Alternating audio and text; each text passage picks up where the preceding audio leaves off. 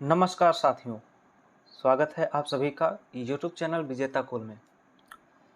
साथियों, आज से आप सभी का एक नई शुरुआत किया जा रहा है और इसमें हम हिंदी का प्रत्येक टॉपिक का पूरा निचोड़ देखेंगे और लास्ट में इस चैप्टर का एमसीक्यू भी पूरा करेंगे। यानी एक ही वीडियो में आपको सारा सवाल पूरा कर लेना है और इतना अगर आप काम पूरा कर लेते हैं, इसका जो भी निचोड़ है सब्जेक्टिव में और इसका जो एमसीक्यू है, ये दोनों काम यदि आप पूरा कर लेते हैं तो 100% कह सकते हैं कि आपके एग्ज़ाम में इन टॉपिक से सवाल आएगा तो बिल्कुल बनेगा और लगातार प्रैक्टिस सेट भी आप सभी को मिलने वाला है। ठीक है, तो आज से हम हिंदी का प्रत्येक टॉपिक को एक वीडियो में पूरा करने का प्रयास करेंगे और आप लोग इन सारे टॉपिक को ज़रूर पूरा करिएगा ताकि आपके एग्ज़ाम में 35 हिंदी का जो सवाल आएगा उसमें आप 35 में कम से कम 34 तो ज़रूर करके आ सकते हैं और सही अगर पूरा करेंगे तो 35 भी हो सकता है। ठीक है, और आप सभी का कमेंट है कि सर एग्ज़ाम कब तक होगा। तो देखिए, जैसा कि जो संभावित बताया जाता है उसके आधार पे अगस्त तक कहा गया था, अगस्त तक ऐसा आ रहा था कि एग्ज़ाम इसका हो सकता है, बट अभी तक इसका कोई डेट इशू नहीं किया गया बोर्ड के द्वारा। ठीक है, तो अब देखिए कब इसका निकलता है तो बहुत जल्द आप सभी से फिर डिस्कस करेंगे।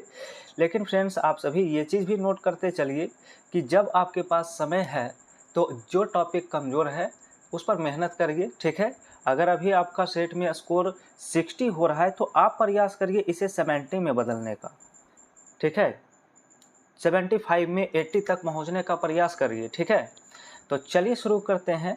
और देखिए, हिंदी का टॉपिक बिल्कुल उठाए हैं, वर्ण तथा ध्वनि। आज इस चैप्टर का पूरा निचोड़ देखेंगे और लास्ट में इसका पूरा एमसीक्यू भी डिस्कस करेंगे। तो चलिए शुरू करते हैं फिर आज का इस टॉपिक को। तो देखिए, यहाँ से आपको पूरा बिल्कुल केयरफुली पढ़ते चलना है और आप नोट भी कर सकते हैं। ठीक है, तो चलिए शुरू करते हैं। तो यहाँ पर सबसे पहला दिया गया वर्ण किसे कहते हैं। पहला सवाल ये है कि वर्ण किसे कहते हैं। तो भाषा की सबसे छोटी इकाई ध्वनि है। वर्ण उस मूल ध्वनि को कहते हैं जिसके खंड या टुकड़ा नहीं किया जा सकता है। जैसे अ, ई, क। देखिए, क हलंत जो होता है ये आपका आधा क कहते हैं। चा हलंत हो गया इत्यादि, ये सभी वर्ण हैं। ठीक है, दूसरा सवाल है कि वर्णमाला किसे कहते हैं। दूसरा क्वेश्चन क्या है, वर्णमाला। तो इसका याद रखिएगा, वर्णों के व्यवस्थित समूह या समुदाय को ही वर्णमाला कहा जाता है। मूलतः हिंदी में कुल 50 वर्ण है जिसमें 13 स्वर, 33 व्यंजन और 4 संयुक्त व्यंजन है जो निम्न है। स्वर, आप इन सभी को जो अक्षर दिया गया आप देख सकते हैं, ये सभी स्वर वर्ण के अंतर्गत आते हैं जिसमें कुल 13 वर्ण दिया गया है। ठीक है, वैसे कहीं आप देखेंगे तो 11 स्वर वर्ण रहता है, लेकिन अन और अह को शामिल किया जाए तो 13 बन जाता है। इसके बाद देखिए, व्यंजन में आप देखेंगे तो क वर्ग होता है जिसमें क ख जो पढ़ते हैं, च वर्ग हो गया, ट वर्ग, त वर्ग और प वर्ग। इन सभी को अगर आप मिला के देखेंगे तो टोटल 25 अक्षर बनता है जिसे स्पर्श व्यंजन के नाम से जाना जाता है। इन सभी को क्या कहते हैं, स्पर्श व्यंजन। एंड इसके बाद य, र, ल और व जो 4 वर्ण हैं इसे अंतस्थ वर्ण के नाम से जानते हैं। और ये देखिए, सेट में बराबर पूछा जाता है, एग्जाम में याद रखिएगा। साथ ही देखिए, यहाँ पर ऊष्म वर्ण में भी 4 लेटर्स आता है, इन सभी को जरूर याद रखिएगा। स है, ठीक है, और ह है। इसके बाद संयुक्त व्यंजन में देखेंगे तो छ हो गया, त्र हो गया, ज्ञ और स्र, ये 4 लेटर जो हैं ये क्या कहलाते हैं, संयुक्त व्यंजन कहलाते हैं। तीनों आपका यहाँ पर VVI ये दिया है, इसे आप लोग जरूर याद रखिए। ठीक है, अब इसके बाद जो आता है वो है संयुक्त व्यंजन किसे कहते हैं। संयुक्त व्यंजन, तो इन व्यंजन की रचना 2 व्यंजन के मेल से होता है, उसे संयुक्त व्यंजन कहते हैं। संयुक्त का मतलब ही होता है जुड़ना, यानी 2 व्यंजन इसमें जुड़ेगा। जैसे अगर पूछा जाता ये जो छ लिखा है तो ये देखिए क हलंत और सा से मिलके बना है। त्र जो आपका है त हलंत और र से मिलके बना है। ज्ञा जो होता है ज हलंत और य से। इसी प्रकार स्र का भी होता है। ये चारों तो आप लोग बिल्कुल नोट कर लीजिए कॉपी में, क्योंकि यहाँ से एक क्वेश्चन तो पूछा ही जाएगा। ठीक है, इसके बाद आगे बढ़ते हैं फ्रेंड्स। अगला हमारा है डिफिनेशन, वो है आयोगवाह वर्ण किसे कहते हैं। आयोगवाह, तो देखिए जो आपका अन होता है और अ होता है, इनको आयोगवाह कहा जाता है, क्योंकि ये ना तो पूर्णतः स्वर है और ना ही व्यंजन। ये हमेशा स्वर के बाद और व्यंजन के पहले आते हैं। ठीक है, तो आयोगवाह तक क्लियर हो चुका है। तो आगे बढ़ते हैं। अब हमारा टॉपिक यहाँ पर आगे शुरू होता है, वो है वर्णों के भेद। तो देखिए वर्ण दो प्रकार के होते हैं। कितने प्रकार के वर्ण होते हैं? दो प्रकार के, जिसमें पहला होता है स्वर वर्ण और दूसरा होता है व्यंजन वर्ण। अब बात है कि स्वर वर्ण किसे कहते हैं। अब सवाल क्या है? स्वर वर्ण। तो देखिए याद रखिएगा, स्वतंत्र रूप से बोली जाने वाली वर्ण अर्थात वैसे वर्ण जिसका उच्चारण किसी दूसरे की सहायता के बिना होता है उसे स्वर वर्ण कहते हैं। यानी जिसके उच्चारण में कोई दूसरा वर्ण की सहायता नहीं लिया जाता है। जैसे आप आ ई उ री ए ओ औ इत्यादि जो आपका दिया है, ये सभी क्या कहलाता है? तो ये सभी स्वर वर्ण कहलाता है। ठीक है, चलिए अब देखिए अगला हमारा जो शुरू होता है वो है स्वर का वर्गीकरण। अब क्या है? स्वर का वर्गीकरण। तो यहाँ पर याद रखेंगे स्वर के वर्गीकरण में स्वरों के उच्चारण में कंठ एवं तालु का प्रयोग होता है, जीभ ओठ का इसमें नहीं होता है। इस तरह उच्चारण के आधार पर स्वर दो प्रकार के होते हैं। पहला होता है मूल स्वर जिसे ह्रस्व स्वर भी कहते हैं, और दूसरा होता है दीर्घ स्वर। अब सवाल है कि मूल स्वर क्या होता है या मूल स्वर किसे कहते हैं। तो जिस स्वर के उच्चारण में अन्य स्वर की सहायता नहीं लिया जाता है उसे ही मूल स्वर या ह्रस्व स्वर कहते हैं। जैसे आपका आ है, ई उ और री, ये सभी ह्रस्व स्वर या फिर मूल स्वर कहलाते हैं। इसके बाद दूसरा जो प्रकार है वो है दीर्घ स्वर। तो दीर्घ स्वर किसे कहते हैं? जिस स्वर के उच्चारण में मूल स्वर की सहायता लेनी पड़ती है उसे दीर्घ स्वर कहा जाता है। जैसे आप अगर अ आकार लिखते हैं, बड़ी आ लिखते हैं, तो इसमें आ और प्लस आ यानी दो स्वर का सहयोग लेना पड़ा। जैसे आप बड़ी ई लिखते हैं तो इसमें छोटी ई और प्लस छोटी ई को मिला के लिखना पड़ा, तो ये आपका दीर्घ स्वर में आता है। ठीक है, इसके बाद फ्रेंड्स इसी के आधार पे और देख सकते हैं, ऊ हो गया है, ए ओ, ये सभी आपका जो दिया है इसे याद कर लीजिएगा।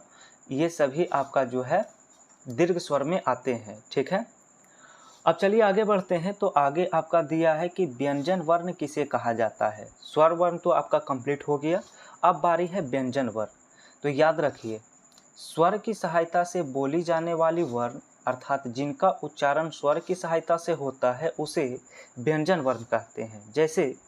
जैसे आपका क ख ग घ च छ इत्यादि, यानी जो स्पर्श व्यंजन था आपने देखा, सभी व्यंजन वर्ण के उदाहरण होंगे। अब आपका शुरू हो जाता है यहाँ से व्यंजन का वर्गीकरण, यानी व्यंजन का आप वर्गीकरण देखेंगे आगे।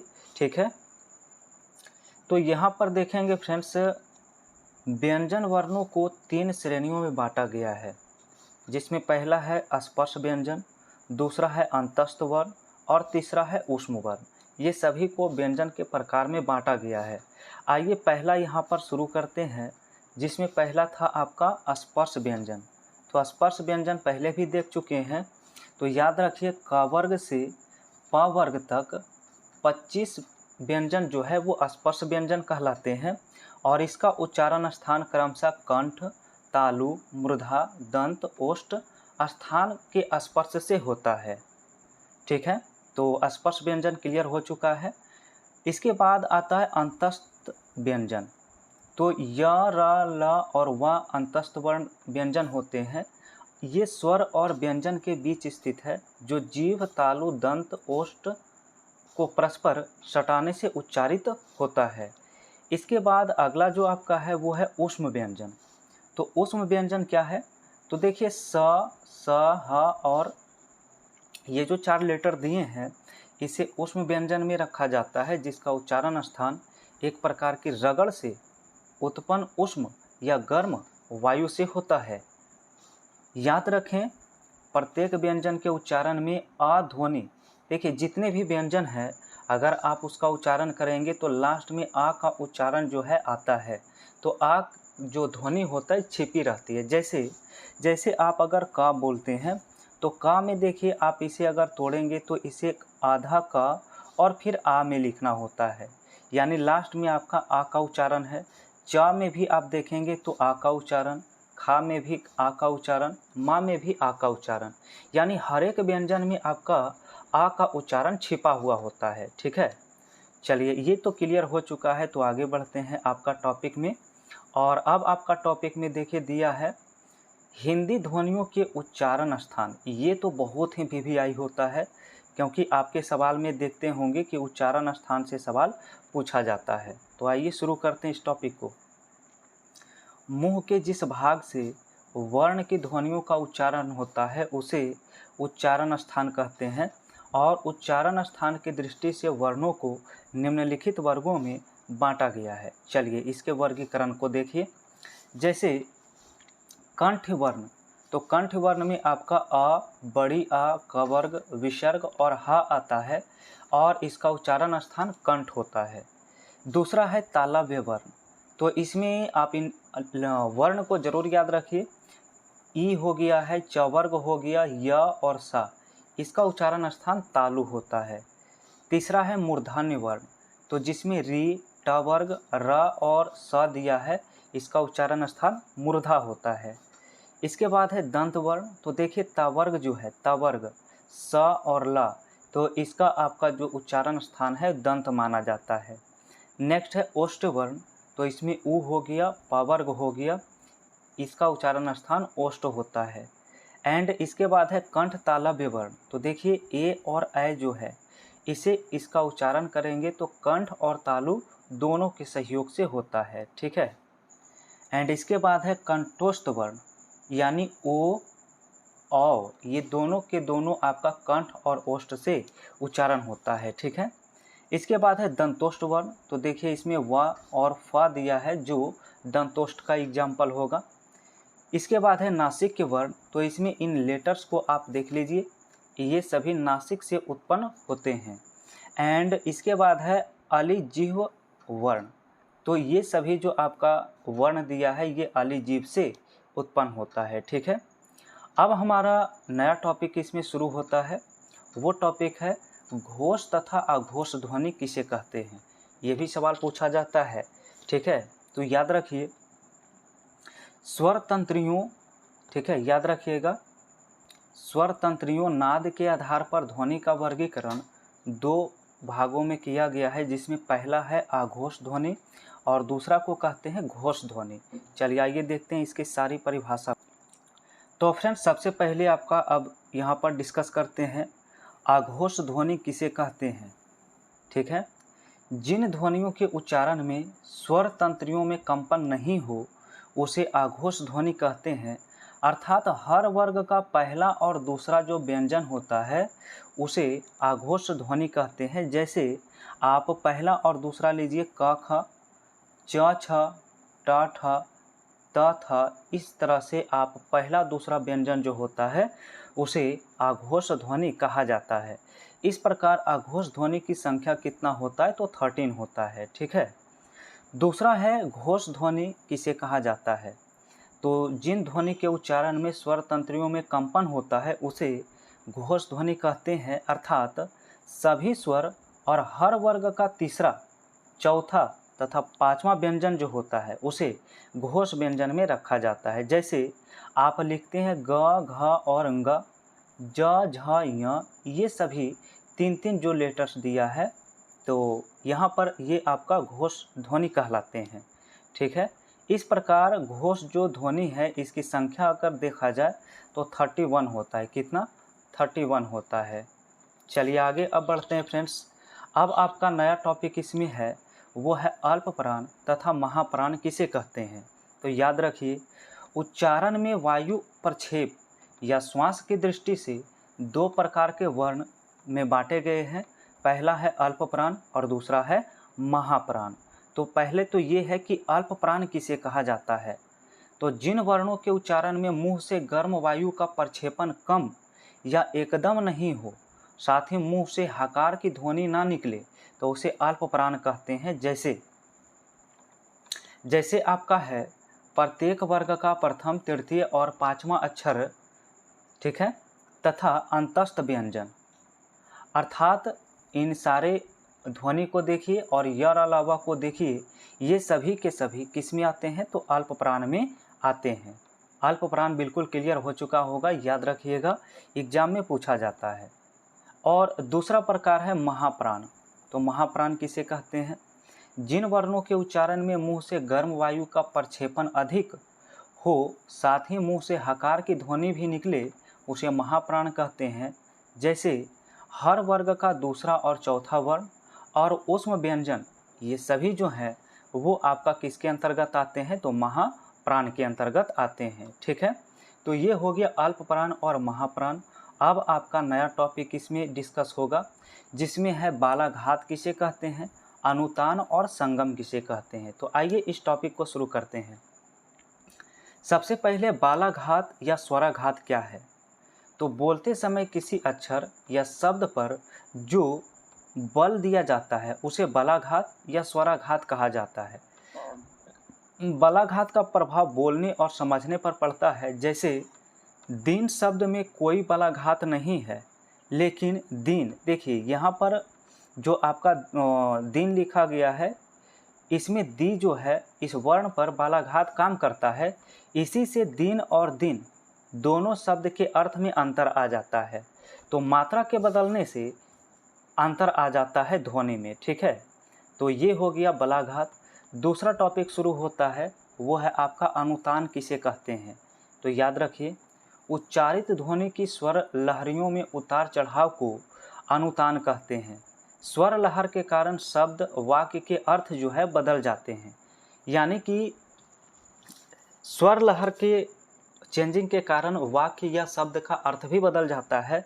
जैसे आप देखेंगे, अच्छा 3 प्रकार से लिखा गया है, लेकिन तीनों का बोलने का जो सेंस है वो अलग अलग होता है।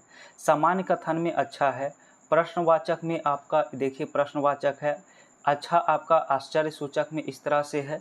तो सभी का बोलने का यहाँ पर जो है स्वर क्या हो जाता है, चेंज हो जाता है। पुनः आप और समझ सकते हैं एग्जाम्पल से, यह राम की कलम है, यह एक सामान्य कथन है, लेकिन अगर कहते हैं यह राम की कलम है, तो ये आपका आश्चर्य को बोध कराता है। उपयुक्त दोनों वाक्य समान है, पर सुर और अनुतान के बदल जाने से प्रथम वाक्य का सामान्य कथन और दूसरा जो है आश्चर्य सूचक वाक्य बन गया है। चलिए अब देखते हैं अगला टॉपिक आपका क्या दिया है। तो फ्रेंड्स, अब हमारा यहाँ पर अगला टॉपिक है, वो है संगम किसे कहते हैं। संगम शब्द और वाक्य के उच्चारण क्रम में अल्पकालीन मौन अवस्था या विरामावस्था को संगम कहते हैं। संगम होने या न होने के वाक्य के अर्थ में अंतर पड़ता है। जैसे लिखते हैं दवा खाना, तो इसमें दवा खाना इस तरह से अंतर पड़ता है।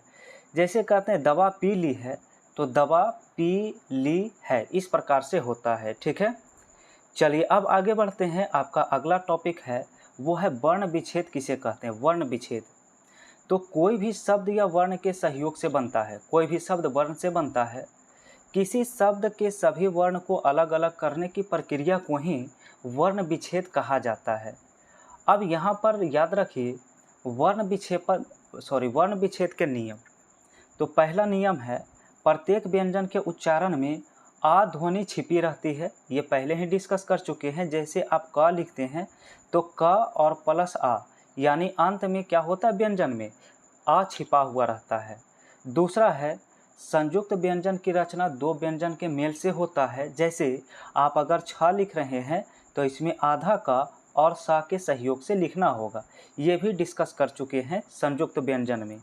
और इसके बाद देखिए, याद रखिएगा वर्ण विच्छेद के लिए इन्हें भी याद रखें। जैसे आप की लिखते हैं तो इसमें आधा का और ई लिखना होगा। इस प्रकार से आप अगर बड़ी की लिखते हैं तो का और प्लस बड़ी ई लिखना होगा। इस प्रकार से इन सभी को एक बार आप लोग देख लीजिए, याद कर लीजिए। कहा गया है कि नीचे कुछ शब्दों का वर्ण विच्छेद दिखाया गया है, तो वर्ण विच्छेद दिखाया गया है तो इसके आधार पे आंसर करना है। देखिए, ये तो कभी आपका एग्जाम में एक सवाल डायरेक्ट यहाँ से पूछा जाता है, यानी कोई शब्द दे देता है और उसका वर्ण विच्छेद करने के लिए कहा जाता है। याद रखिए, जैसे एक क्वेश्चन हम यहाँ पे डिफाइन करते हैं, जैसे अगर कमल लिखना हो तो कमल कैसे इसका वर्ण विच्छेद करेंगे, तो पहले का को तोड़िए, तो का होता है क प्लस अ, फिर म के लिए आधा म प्लस अ, फिर ला के लिए ला हलंत प्लस आ, तो क प्लस म और प्लस ला, इन तीनों के जोड़ेंगे तो कमल बनेगा। इसी प्रकार से आपका जितना दिया गया है आप सभी का देख सकते हैं, इन सभी का किस प्रकार से किया गया है, इसे ज़रूर याद रखिए। ठीक है, ओके। तो फ्रेंड्स, अब आगे बढ़ते हैं और आपका अगला यहाँ शुरू होता है, वो है प्लुत स्वर। क्या है? प्लुत स्वर है। तो जिन वर्णों के उच्चारण में 3 गुना समय लगता हो, 3 टाइम्स 3 गुना समय लगता हो, उसे प्लुत स्वर कहते हैं। जैसे आप कहते हैं ऊ या फिर ओम। देखिए, ओम जो आप पढ़ते हैं तो इसमें कितना गुना समय लगता है? 3 गुना समय लगता है। इसे प्लुत स्वर के नाम से जाना जाता है। तो फ्रेंड्स, फाइनली आपने टॉपिक को पूरा कर लिया है। टॉपिक आपका निचोड़ जो भी था समाप्त हो गया। अब इसका बारी है एमसीक्यू, वस्तुनिष्ठ प्रश्न की। ठीक है, तो चलिए इसका एमसीक्यू देखते हैं। फर्स्ट क्वेश्चन से आप लोग अपना आंसर अब टाइप करते चलिए। ठीक है, तो चलिए फ्रेंड्स, अब शुरू करते हैं वस्तुनिष्ठ प्रश्न। आप लोग अपना आंसर बताइएगा, जितना पढ़ा आप उसमें से बिल्कुल सही करते चलिए। पहला है छ, त्र और ज्ञ, ये कैसे वर्ण है? तो ये स्वन क्या हो जाएगा? संयुक्त व्यंजन हो जाएगा। ऑप्शन ए इसका राइट आंसर होगा। क्वेश्चन 2 है, निम्न में से आयोगवाह किसे कहते हैं? तो आयोगवाह जो होता है विसर्ग होता है, बी ऑप्शन होगा। 3 में दिया है कि फ और बा जो है ये किस प्रकार के वर्ण हैं? तो 3 का आंसर याद रखिएगा, दंतोष्ट होगा। ऑप्शन ए उत्तर इसका राइट होगा। चलिए 4 नंबर सवाल से करिए। कहा गया कि ध्वनि किसकी लघुत्तम इकाई है? तो ध्वनि जो होता है भाषा की इकाई है। ऑप्शन बी होगा। क्वेश्चन नंबर 5, लघुत्तम वाग ध्वनि किसे कहते हैं? तो आंसर इसका सी होता है, वर्ण कहा जाता है। ठीक है, सवाल नंबर 6 से बताना है आप सभी को आंसर। 6 में दिया है कि वर्णमाला में मात्रा का अर्थ क्या है? तो इसमें आंसर होता है ऑप्शन बी, वर्ण के उच्चारण में लगने वाले समय को वर्णमाला में मात्रा का अर्थ होता है। ठीक है, क्वेश्चन नंबर 7, बिना अवरोध के उच्चारित होने वाले वर्ण को क्या कहा जाता है? तो आंसर होता है इसे सी होता है स्वर वर्ण। क्वेश्चन नंबर 8 है, व्यंजन की परिभाषा क्या है? व्यंजन, तो व्यंजन वर्ण तो बता चुके हैं, जो स्वर की सहायता से बोला जाता हो उसे व्यंजन वर्ण कहते हैं। नेक्स्ट देखिए सवाल है, इसमें कौन सा स्पर्श व्यंजन है? तो 25 स्पर्श व्यंजन हमने डिस्कस किया है और 9 का आंसर आपका डी बनेगा। ये सभी यानी क वर्ग, च वर्ग और त वर्ग सभी आएगा।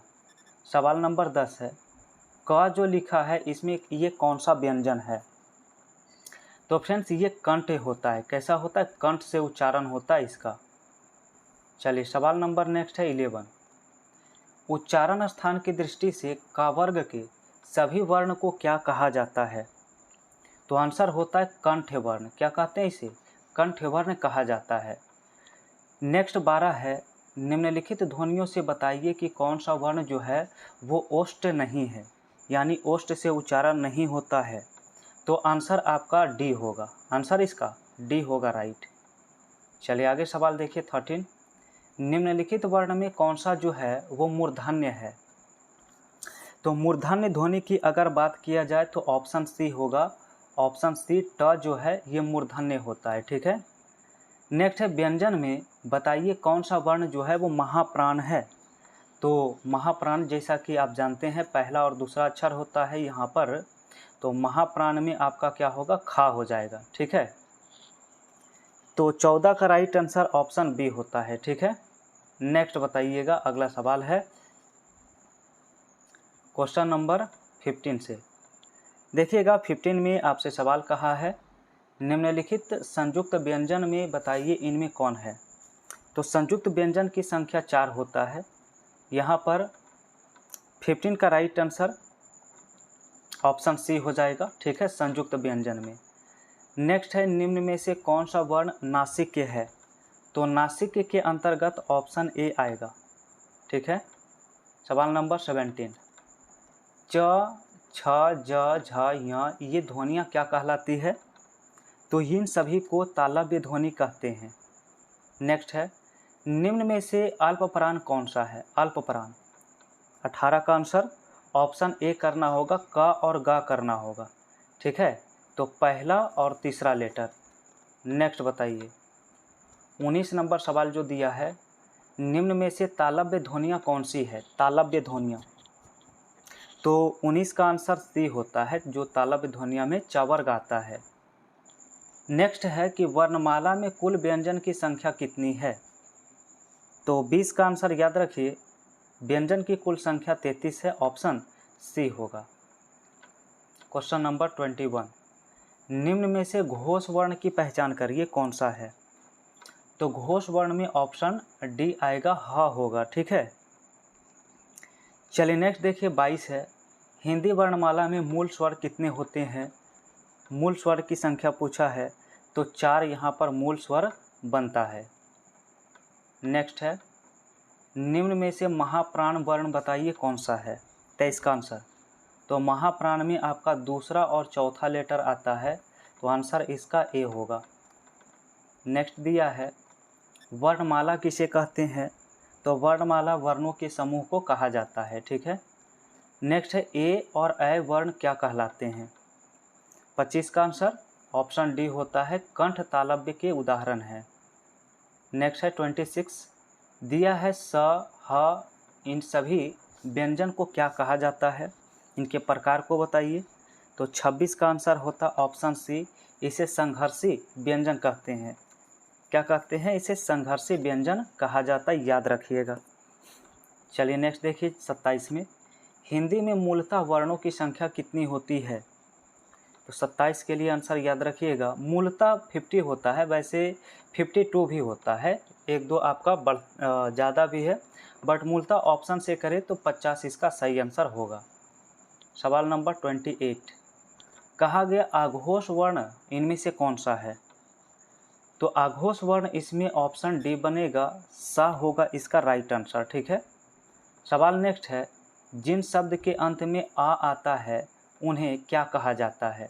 अब इसका ऑप्शन देखिए, ऑप्शन में है अनुस्वार, आयोगवाह, अंतस्थ और आकारांत।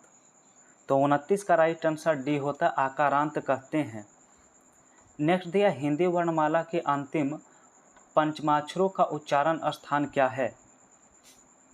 तो 30 का आंसर फ्रेंड्स याद रखिए, अनुनासिक होता है राइट आंसर, जो अंतिम पंचमाक्षरों का उच्चारण स्थान होता है उसे अनुनासिक कहते हैं। ठीक है, तो फ्रेंड्स इसमें अप्रॉक्स 100 MCQ दिया गया है, यानी 100 क्वेश्चन का MCQ है।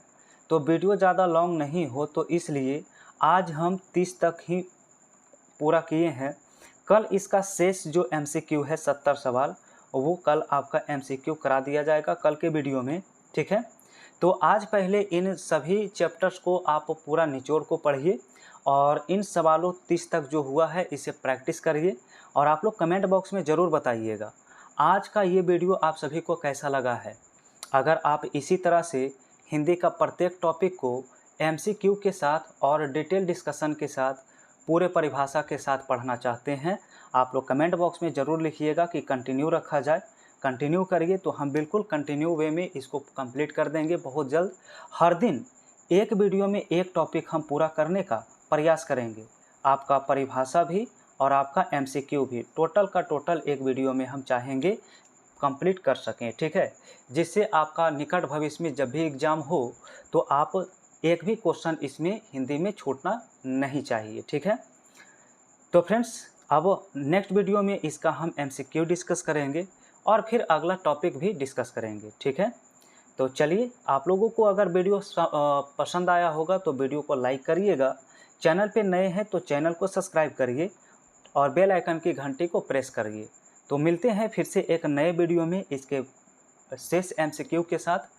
आप सभी को लास्ट तक वीडियो को देखने के लिए बहुत बहुत धन्यवाद।